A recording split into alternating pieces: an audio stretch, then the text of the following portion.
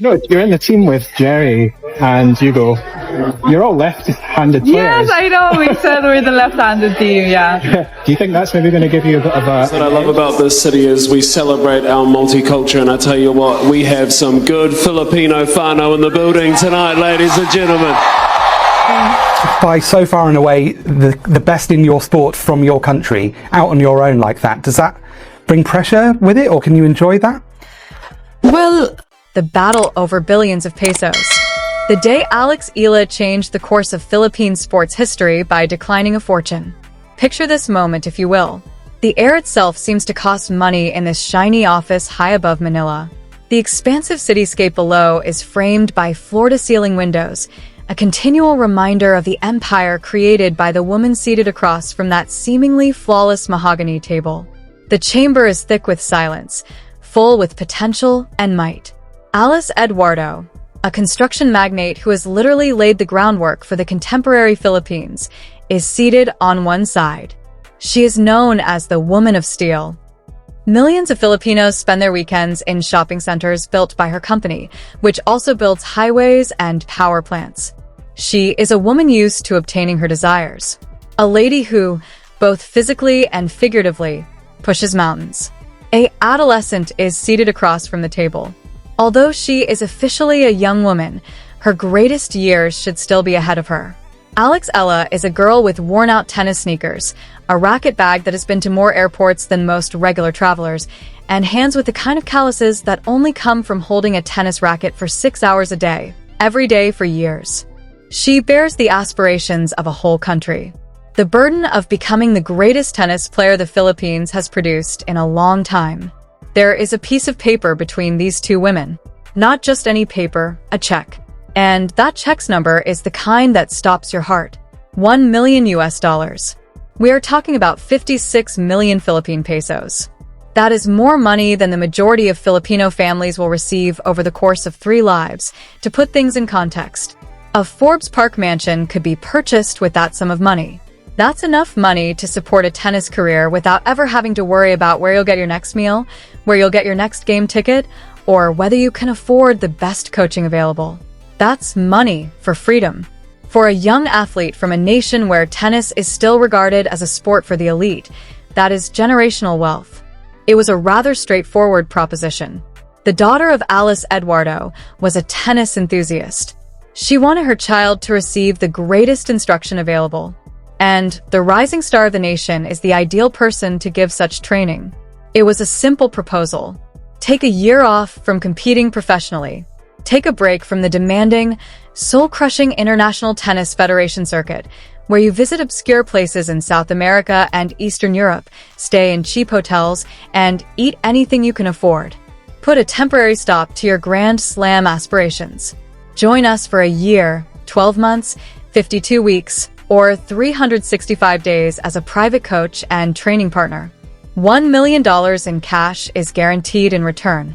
After that 1 year of service, there are no conditions. Consider what the majority of people would do in that circumstance. Hell, consider what you would do. $1 million to spend a year playing tennis with someone. Before the offer was fully clarified, the majority of us would have grabbed the check. Before they even reached across the table, the majority of individuals would have been figuring out the interest rates. This money has the power to change lives. Sensible people pray for opportunities like this. This is winning the lotto without purchasing a ticket. But most people are not like Alex Eala. In Philippine sports history, what transpired next has become legendary. Alex did not grin, according to numerous accounts and the rumors that have ignited the tennis community. She didn't chuckle anxiously. She didn't request time to consider it.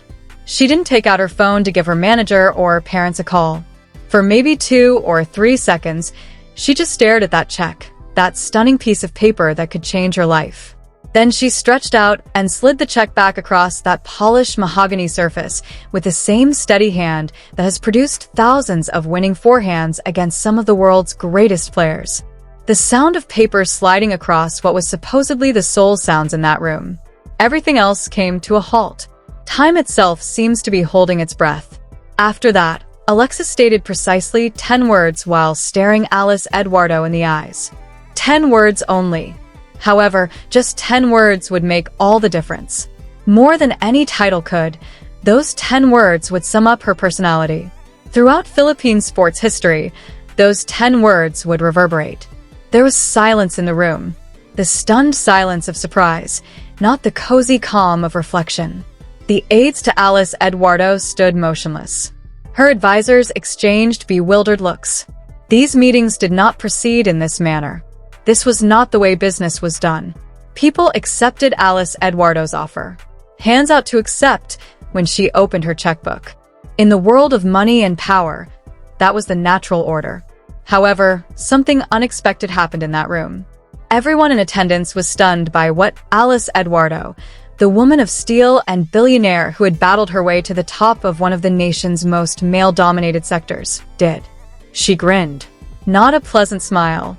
Not a patronizing grin. Not a grin of rage. A sincere, kind, and astute smile.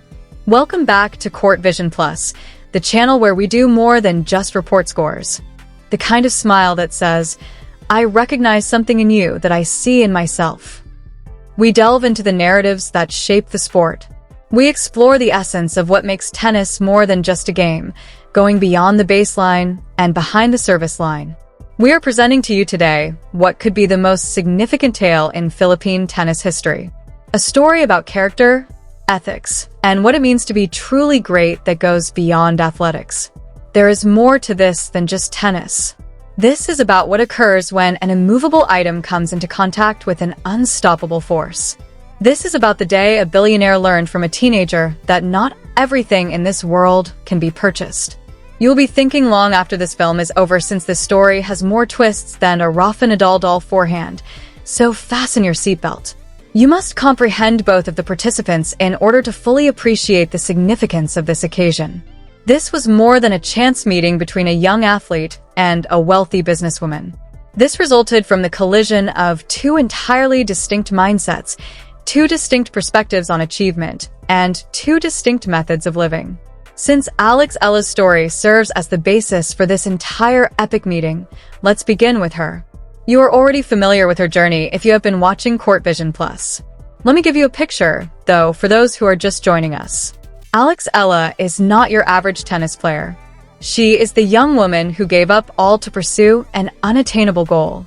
Alex was training at the famed Rafa Nadal Academy in Manacor while living alone in Spain at a time when most children are preoccupied with high school exams and prom attire. And believe me when I say that Manacor is not a high-end resort. The training is quite harsh, it's windy, and it's cold. Because Rafa Nadal does not believe in taking short routes, this institution has produced some of the fiercest competitors in tennis history. He thinks that suffering exists. He is an advocate of grinding. He thinks that every point should be earned. Alex really adopted that way of thinking. She battled the loneliness that every professional tennis player faces while spending years away from her family, missing holidays and birthdays, and suffering injuries that would have ruined her career. Because this is what the majority of people don't know about professional tennis. It is among the most brutal sports in terms of money. Tennis players must pay for their own careers, in contrast to team sports where salaries are guaranteed. To break even, we need to spend between $150,000 and $200,000 annually. This includes coaching fees, physiotherapy, travel and lodging costs, tournament entry fees, equipment, stringing charges, and all the innumerable unstated costs that mount up more quickly than you might think. Every competition is a financial risk. Every first-round defeat is a financial disaster in addition to being emotionally heartbreaking. To participate in the tournament, you must pay. The cost of the flight there is your responsibility. The hotel is paid for by you. After losing the first round, you receive prize money that is insufficient to pay for your return flight. This financial strain is extremely oppressive for a player from Southeast Asia, where tennis infrastructure is still in its infancy and sponsorship chances are scarcer than for players from Europe or America. Every choice turns into a computation. Is it possible for us to pay for a better coach? Can we afford to participate in that competition? Is it feasible for us to train at this facility for an additional week? The strain is relentless and ongoing. Therefore, keep in mind that when we discuss someone paying Eala $1 million, We are discussing an offer to immediately relieve all of his worry. We are talking about the ability to hire the best trainers in the world, the best physiotherapists, the best sports psychologists. We are discussing business class travel. In this way, you don't arrive at competitions sore and crammed from economy seats. We are discussing lodging in luxurious hotels where you may get a good night's sleep prior to games. We are discussing the ability to concentrate solely on tennis without having to worry about money all the time. That check was a symbol of freedom from the financial torment that most young tennis players face before they can realize their full potential. Now, let's talk about the other side of that table. Alice Eduardo is not just another wealthy individual. She did not inherit her wealth as a trust fund baby. She is a self-made titan who created her empire from the ground up in one of the most difficult sectors in the economy. Due to entrenched interests and old boys clubs, the construction industry in the Philippines is infamously challenging.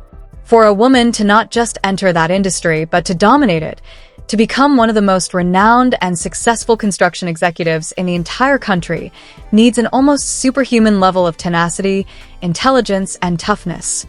They refer to her as the Woman of Steel because she is composed of steel and concrete, not just because she works with them. She has created power plants that light large cities. She has built interprovincial highways. Millions of Filipinos rely on her infrastructure on a daily basis.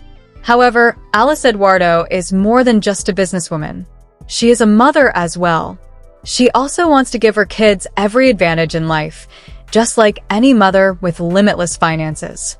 Why would she employ a random coach from a local club if her daughter expressed interest in tennis when she could potentially bring in the nation's top young player? Why not make use of her riches to provide her child with top-notch instruction? This, in her opinion, had nothing to do with corrupting the sport or purchasing someone. This was about being a good mother and helping her family with the money she had worked so hard to earn. The offer of $1 million was not intended to be offensive. In return for a year of Alex's time and knowledge, it was intended to be a just exchange. These two ladies are strong, motivated, and fully dedicated to their respective careers. One witnesses a commercial deal that is advantageous to all parties. The other envisions a golden prison that would cost her everything. It was an offer. Educate my daughter. Take a year off from competing professionally. Get more money than you could have ever imagined in return. It seems obvious, doesn't it? It seems like a chance that only a fool would turn down. However, Alex noticed something that Alice Eduardo had missed at first. At her age, Alex knew that taking a year off from competition would be career suicide. Momentum is crucial in tennis. When it comes to time away, the sport is merciless. The world forgets you exist when you're absent from the tour for a full year. Your ranking falls. When tournament supervisors are distributing wild cards, your name appears on the lists. The unique conditioning that comes from participating in competitive bouts is lost from your muscles. The mental edge that distinguishes winners from losers is lost. At the age of 19 or 20, which is approximately where Alex was at the time of this alleged incident, you are in a prime position to advance your career rather than put it on hold. During these years, you establish yourself, learn how to succeed, and develop the mental toughness that will see you through the next 10 years of professional competition. You might never regain that momentum if you take a year off during this critical time. Without you, the tour continues. Younger players go up to replace you. Sponsors lose interest. All of a sudden, you are 21 years old and attempting to resume a career that never really took off. No matter how attractive the amount appeared on paper, accepting that money would have been devastating from the perspective of pure career planning. However, it went beyond career calculations. It was about something deeper, something that cannot be measured in bucks or rankings points. It has to do with identity. It had to do with purpose. It was about Alex Eala's initial motivation for playing tennis. Take a moment to sit with that. She didn't refuse out of conceit. She did not take offense or become angry when she declined the offer.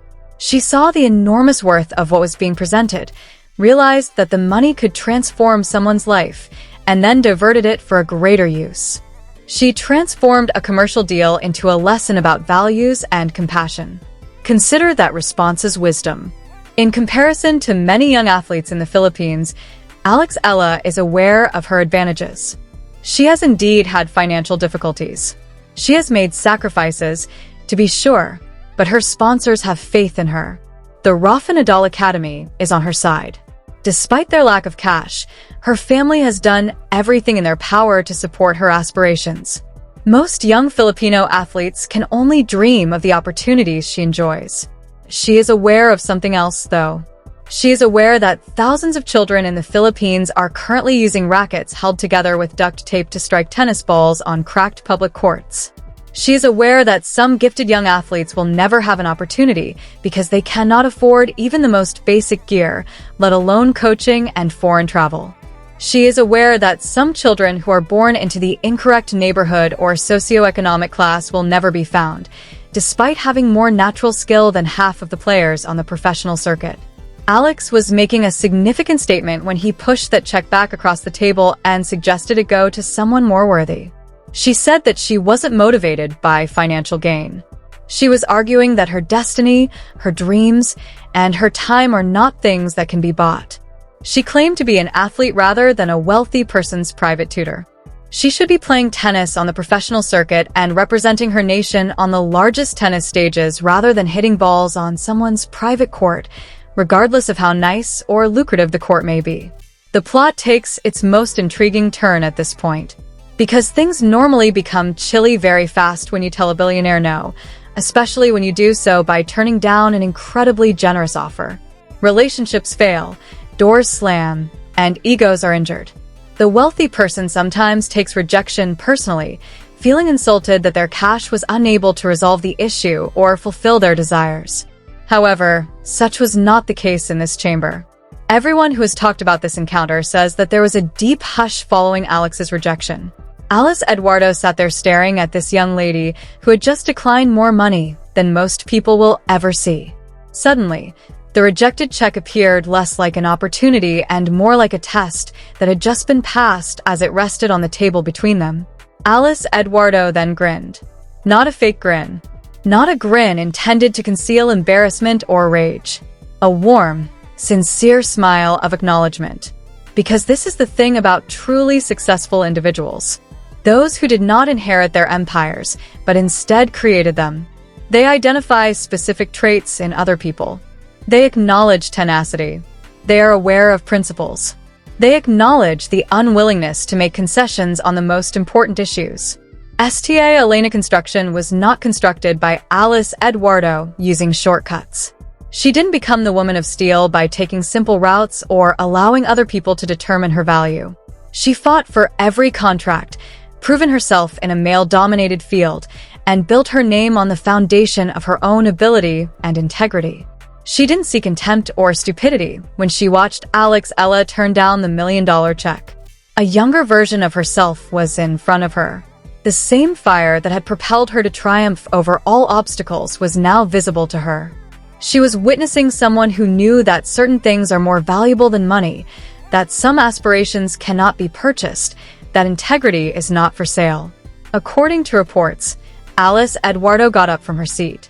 She refrained from stealing the check out of rage. She didn't bolt from the room.